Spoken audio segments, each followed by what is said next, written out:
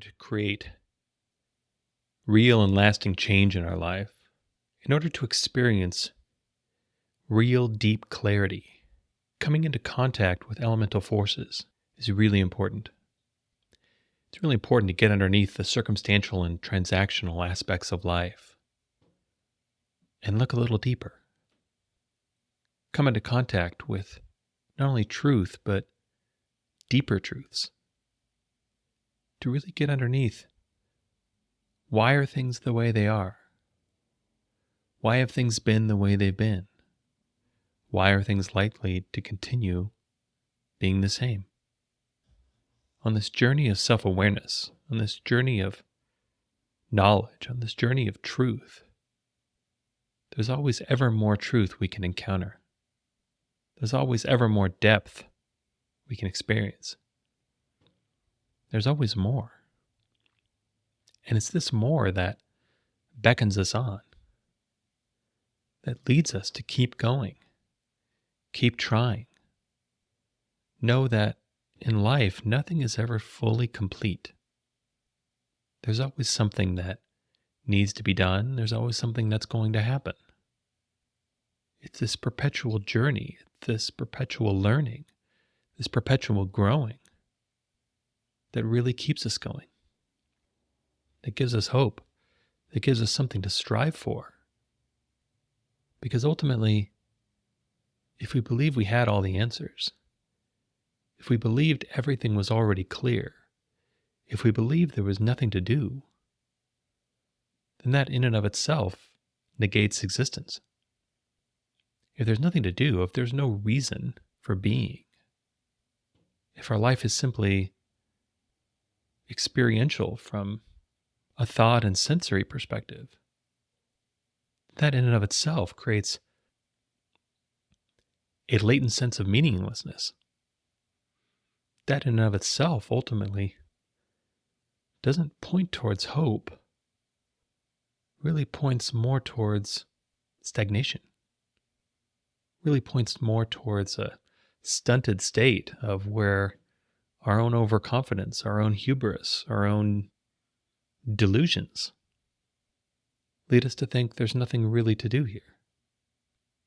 And oftentimes when we think there's nothing really meaningful or really important to do, then a lot of things we spend our time on, a lot of the ways we fill our life are ultimately pretty unnourishing.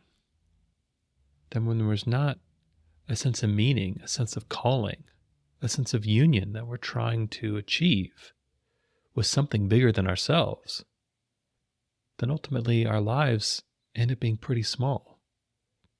Our lives end up revolving around petty grievances, the seeking of sensual pleasure, the feeding of the smaller, more superficial parts of ourselves, whether that be through ego, whether that be through base desires like pride and gluttony and greed and all sorts of things that we all know not only really aren't very healthy, but also really don't lead anywhere.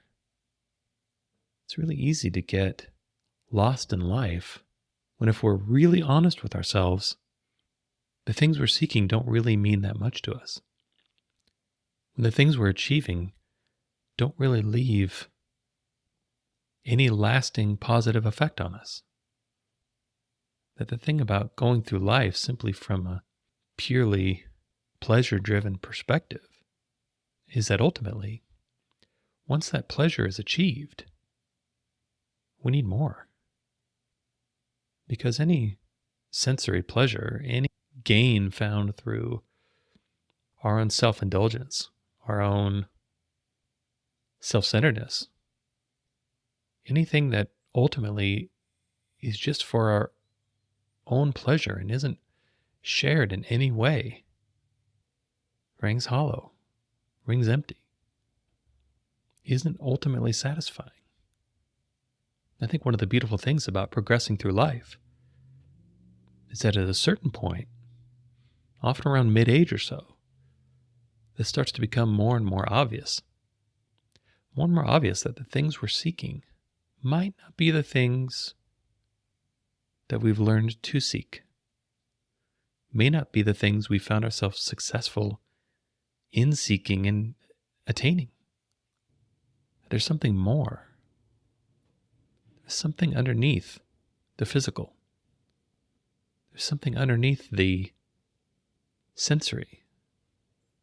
There are delights and a fulfillment that awaits us if we're willing to look for more, if we're willing to keep going, if we're willing to really engage with life and ourselves on the deepest level we possibly can. And once we start to look past the superficial, past the temporary, past the ephemeral pleasures of a sensory or egocentric, self-centered life, we can start to discover this more. We can start to discover this greater that life has in store for all of us. But we have to be willing to look. We have to have a reason. We have to have the superficial fail us. We have to have our self-centeredness let us down.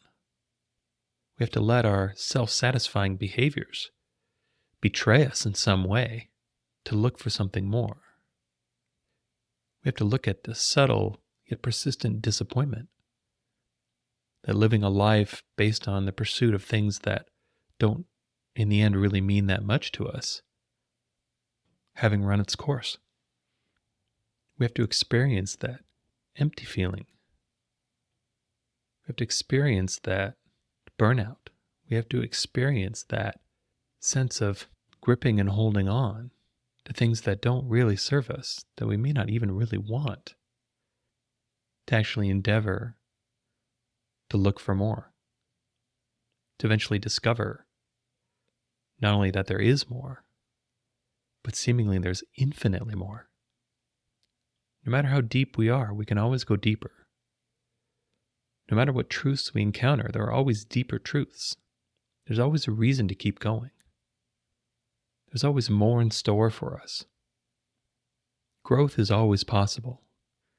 Evolution is always possible. True expression of who and what we really are is always possible. But we're the ones that have to look. We're the ones that have to start it. Everything begins with us. When we look at our life experience, especially over a long time frame, I believe it becomes pretty undeniable that the forces of energy and intent lie underneath everything. These forces not only seem to support everything, but seem to be the main propelling force through life, as well as the main force that propels things towards us. Life is a two-way system. Life reflects back to us our intent and energy, but it's only with deep self-awareness. It's only through cracking through these more superficial layers that not only can we begin to actually see this, we can actually start to understand it as well. That we can start to see these patterns, see how things go in our lives, seeing how not only we are affected by what happens to us, but how what we do affects others as well. We can start to see this symmetry. We can start to see this match in the form of a reflection of intent and energy, a reflection of who we really are, a reflection of who we're really being in any given situation, and how the situation goes for us, what it's like, what we get out of it, what we don't get out of it, how we're gratified, how we're disappointed, how we're nourished, how we're starved. And the way that I like to think about this is a concept of a call and an answer. That this is the dialogue of life. That in our more self-centered, self-focused, sometimes self-obsessed times, life can really feel like a monologue. It's so easy to overestimate our own power, our own importance, our own specialness, and miss that life isn't just what we put into it. We're not a solo act. This is a duet. These are situations where we're playing off life and life is playing off us to create something greater. That's the additive effect of existence. That if we weren't really adding anything to existence, then on some level, what would the point of existence be? On one hand, it's pretty obvious that the whole purpose of life is for us to learn and grow and expand. But again, that's reasonably self-centered as well. I think a more complete view is that the whole purpose of life is for us to expand existence and for existence to expand us. It's both. It's a balance. Everything in life is always a balance. Is always a balance seeking to maintain itself. But it's not only us injecting ourselves into life and willing our way to the kind of experiences, the kinds of existence that we want to have, but it's life contributing back to us as well. When we become so focused on ourselves, so caring about our own experience, our own rewards, our own benefits, that we miss this dialogue. We miss the other half of the interaction that's going on. I think that's one of the most beautiful things about deep self-awareness.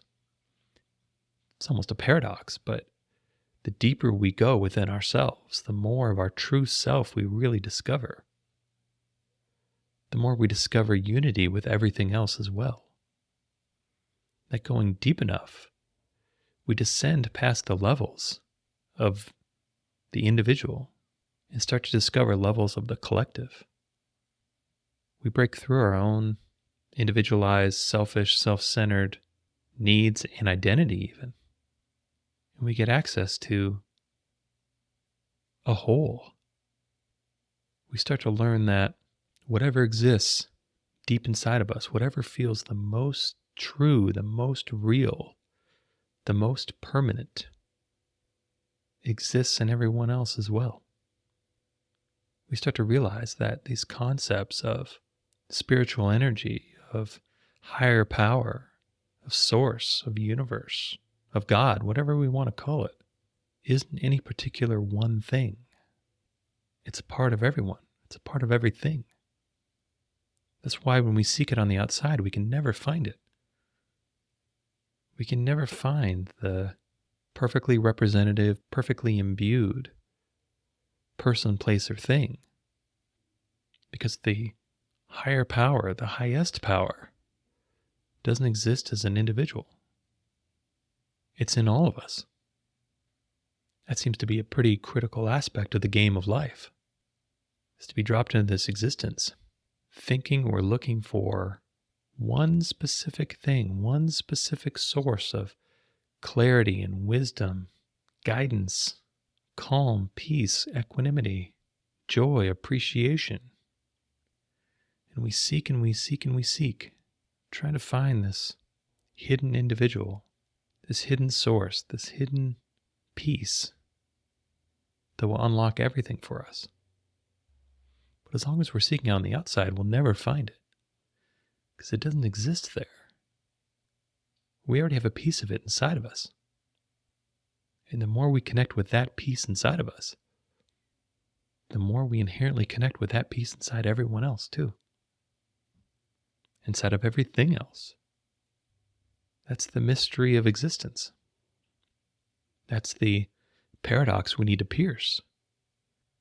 That we come into this life as an individual, especially in American culture, are inculcated and raised to think ourselves as individuals. Think of our interactions in a society perspective, largely individually based. Individual achievements are rewarded. Individuals are elevated and celebrated for their achievements, for their greatness, for their specialness. But that's one of the things that makes life so interesting, makes this all such a compelling game is that in some ways, this is a bit of a trick. This is a bit of an intentional deception to lead us towards the truth, lead us towards what we really want, lead us towards who we really are.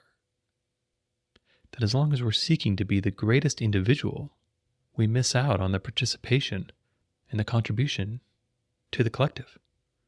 We miss out on the contribution of that collective back to us. We become isolated. We become fearful. We become alone.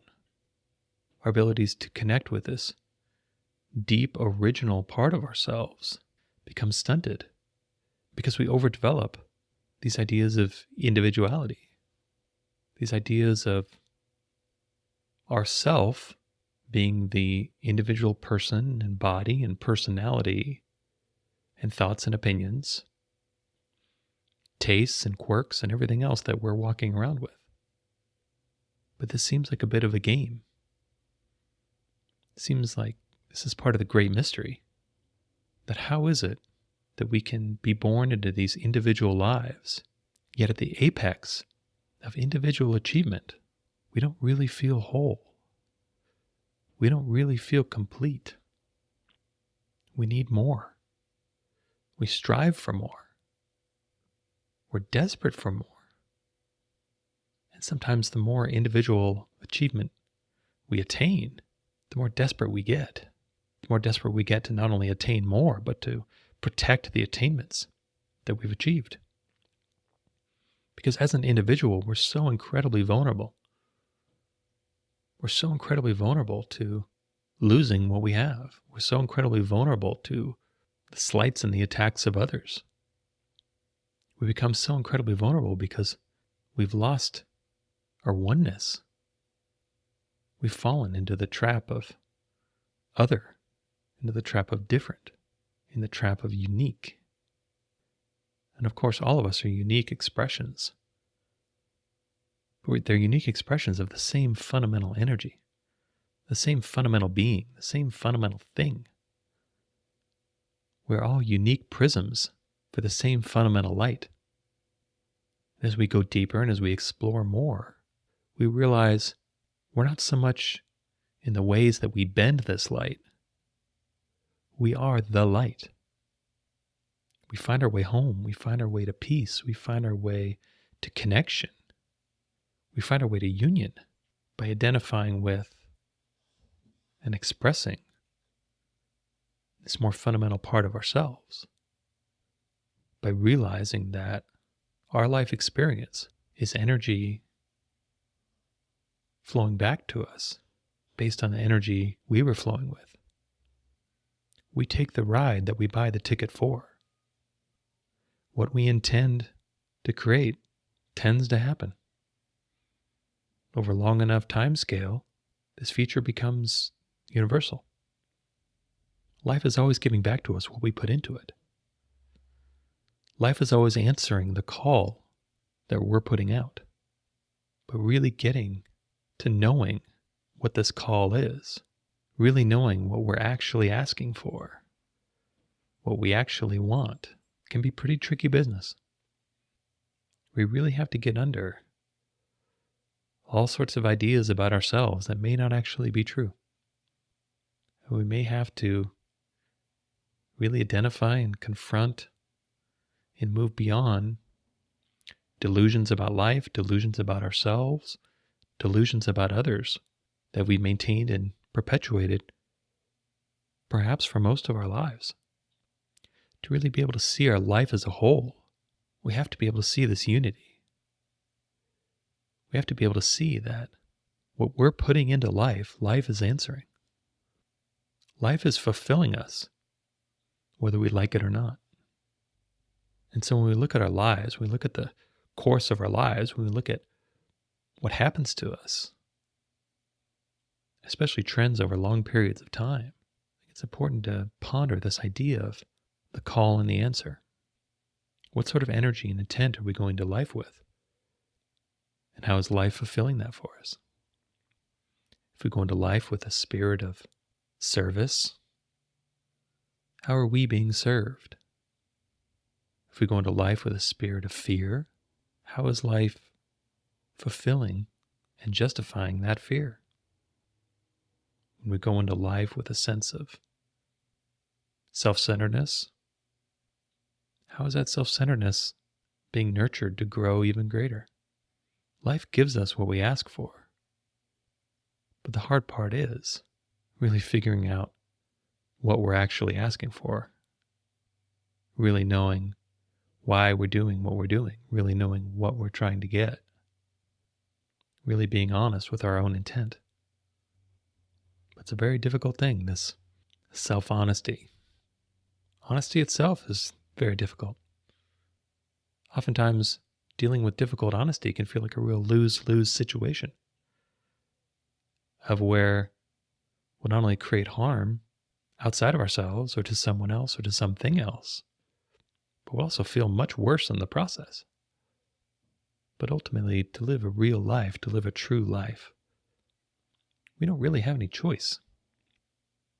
If we're really seeking the truth, we have to do so honestly. And the rub with honesty is there is no partial credit. We can't get to where we would want to go. We can't be who we want to be. We can't know what we want to know through partial truths. Partial intents lead to partial ends. And so when we look at our life, when we look at how our life has been, how things have been for us, and how we tend to affect the environment around us, and how the environment around us tends to affect us, it really is important to get underneath, to really get as deep as we possibly can, and ask ourselves, what is the call that's being answered? What is the request that's being fulfilled? What are we really asking for? What are we trying to get? This clarity, these answers, are really difficult to attain, especially when something really negative happens to us, especially when we've been living out really negative trends. It can be really difficult to acknowledge that we have a part in it. It can really take a lot of time, a lot of soul searching, a lot of dark nights to be able to make sense of this. And when we're going through these times, we also realize that racking our brains about it doesn't really seem that helpful either. Rumination doesn't really seem to be that helpful. This clarity, this wisdom seems to need to emerge on its own. But it doesn't mean that we don't have a part in it. It doesn't mean that we can't help it along. Because then that leads us right back to this idea of the call and the answer. It's always happening. And when we're unclear what our call has been to get the answer from life that we've been getting, well, then that's a new call. That's a new intent. And that's a different intent than just wanting things to change, wanting everything to be better. That intent to really want to know the truth, to really want to know why, is much greater than the intent just for things to change. Because ultimately, I think we all know that it's the intent, it's the why that drives everything. And so in order to really make sense of our own lives, we really have to make contact with these intents, really have to be honest with what we were really trying to do, what we were really trying to create, what we were really trying to get. And we find when our intents are really centered around parts of ourselves that don't really seem that wholesome, that don't really seem that honorable, that don't really seem that kind and caring and centered and peaceful, then ultimately it's these awarenesses that allow us to grow, that allow us to change. It's by looking at this dialogue of life, looking at this idea of our call and life's answer, that we can really break through to another level of understanding, break through to another level of self-awareness. Because no matter how developed our self-awareness is, we still have blind spots somewhere. No matter how much we know, there's always more to know. There's always more to understand. There's always new information available. There's always refinement available. And that's what keeps us going. To be able to look through life through this lens of dialogue, through this lens of call and answer, it's important to really get underneath and really let the answer inform what our call has been. What are we really asking for? Especially in negative times of our life, that might mean getting underneath our ego, getting underneath our preferences, getting underneath our self-centeredness, and really figuring out what we really need. What that deep part of ourselves is really asking of us. What do we need to learn? How do we need to grow?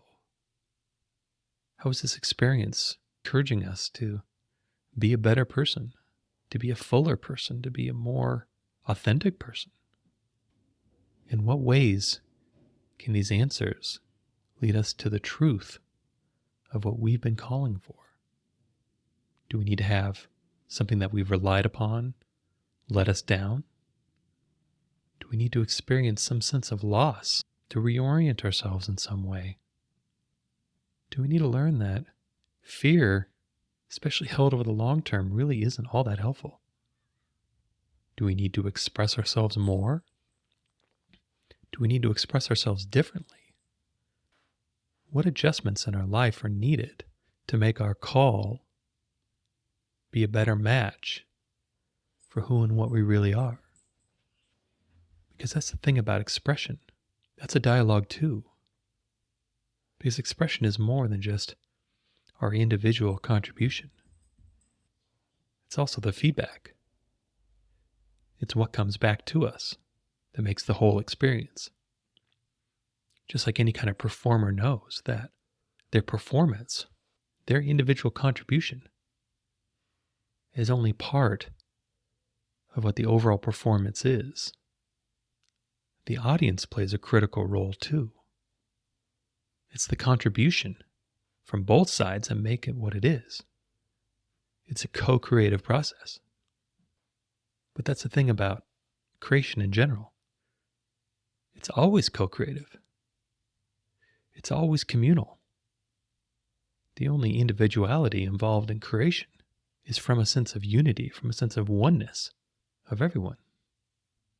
That everything that's created needs to be consumed somewhere else. And every bit of consumption needs creation somewhere else. It seems to me, through my experience anyway, that life works this way. There are always two sides to everything. And the beauty of life is found in the beautiful balance.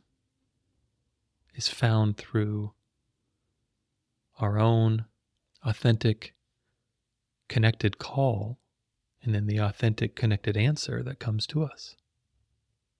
Life isn't all our individual contribution, and life isn't all what happens to us. It's both. We are sometimes the performer, and we are sometimes the audience. We are sometimes the creator, we are sometimes the consumer. We are feeding into life, and life is feeding into us. It's all connected. It's all part of a whole, which seems to be the mystery a lot of us are trying to solve. Especially when we get too involved in our own individuality. What we're actually seeking is commonality. What we're actually seeking is individuality as a part of a greater oneness, tethered to a greater whole. Expression of a commonality. Not an individual beacon of light, but a unique expression of a universal light. And so ideas like call and answer, ideas like oneness and unity can really be helpful in seeing the truth. Because through oneness, we can see the whole. It's really easy to get deluded when we're simply looking at things from an individual perspective. But again, that's part of the beauty of it. These delusions are meant to let us down. to lead us back to unity. That the mystery of life is coming in as an individual and growing and evolving into a greater whole. We have our own individual contribution, but our contribution is to life itself. And that greater wholeness contributes right back to us. And contributes right back to us based on the intent and the energy that we put into it. Life is always giving back to us a perfect reflection of who we're currently being. And when we want change, when we want something different, that's where the beauty, that's where the power of our own individuality really comes into play. Because we get to choose. We get to choose how and when and why we shine this light. We get to choose what we base our expression on. We get to choose our expectations. We have full agency over our expression. But ultimately, to find what we're looking for, to really be who we want to be, to really experience what we want, we need to come back home. We need to regain that sense of commonality, of union, of oneness with something else. And then find our individual expression from that place. What I think makes a lot of us really starved throughout our life is we try to satisfy and nourish this desire for oneness through our own individual achievements. We try to overwhelm our hunger for unity through our own individual attainment. But ultimately, this can never be done.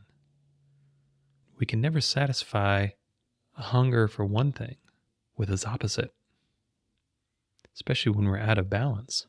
Just doing more of however we happen to be out of balance just brings us out of balance more.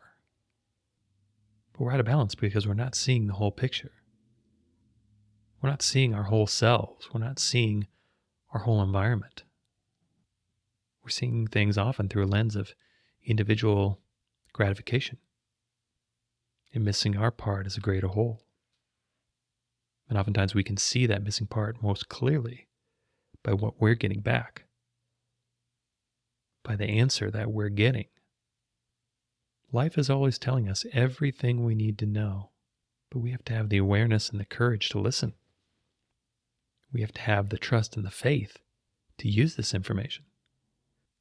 We have to have the wherewithal and the belief in order to change. But that's always our choice. That's always our agency. We get to set our own intents, and we get to choose what energy we flow with. And we can always try. We can always try different things. If we try to do things one way and we haven't gotten the results that we wanted, we can try something else.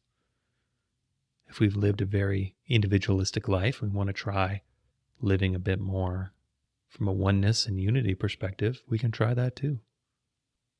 But when we try, we have to be mindful of what are we really doing? What energy are we really going into this with? Are we trying to suppress our individuality just enough so we can get back to those individual gains again? Or are we really trying to be part of the whole? Only we can answer that. Only we can ultimately know why we do anything. Only we can ultimately know what energy we put into anything. Only we can ultimately know what our intent is. And also, only we can ultimately decide what we choose to align our intent and our energy with. Are we trying to really be whole? Are we trying to really be what we really are deep on the inside? Or are we just trying to do whatever we can to get what we want? Again, only we can answer. But this is how the truth ultimately liberates us. Because if we can really be honest with what we've done, really be honest with the intent and the energy that we've been doing what we've been doing, really look truth square in the face, we'll get the truth back. If our call is for truth, the answer will be for the truth as well. We have to be willing to see it. We have to be willing to hear it. We have to be willing to take it. We have to be willing to integrate it and do something different. but the choice is always ours. We get to choose our call, and then life answers accordingly. We may not always be able to choose what we do, but we can definitely choose how we do it. We may not always be able to choose what happens to us, but we can always choose what we do with that information, with whatever new intent we set. We can always choose to embrace some energies and eschew others. The choice is always up to us. And when we find ourselves not getting the answers we want, then maybe it's time to change the call. Maybe it's time to look really deeply on what we've really been asking for, what we've really been trying to get, and ask for something different. Align with a different part of ourselves, a deeper part of ourselves, and thus align and be a part of a different aspect of existence. Get something different back because we ourselves are being different. Using our intent and energy on purpose. Being aware of how we're going into situations. Knowing that a balance will always exist. The answer will always match the call. And so what do we really want? What do we really want to be? Who do we really want to be? Who are we really? And how fully are we expressing that? While looking at the answers life is giving us, leading us to the calls that we're putting out, can really illuminate and inform these questions. And because life is a dialogue, we can use both sides equally. We can really look inside ourselves, use our own self-awareness, our own observation, our own seeking the truth to really figure out what calls we've been putting out there and making changes if we think we need to. We can use the same awareness to look at the answers life has been giving us through the same lenses to figure out what kind of change seems to be called for. But ultimately, we can use both. And it's our awareness that allows us to do so. We can always create the life we want. We can always evolve into a life that feels more true, more real, more full, more ours by harnessing the ability to make whatever call of life that we want. And when we do, when we're truly connected, truly whole, truly expressing ourselves from this part of us that is within everyone else, then it's that part that will answer. The answer will come through on the same level as the call.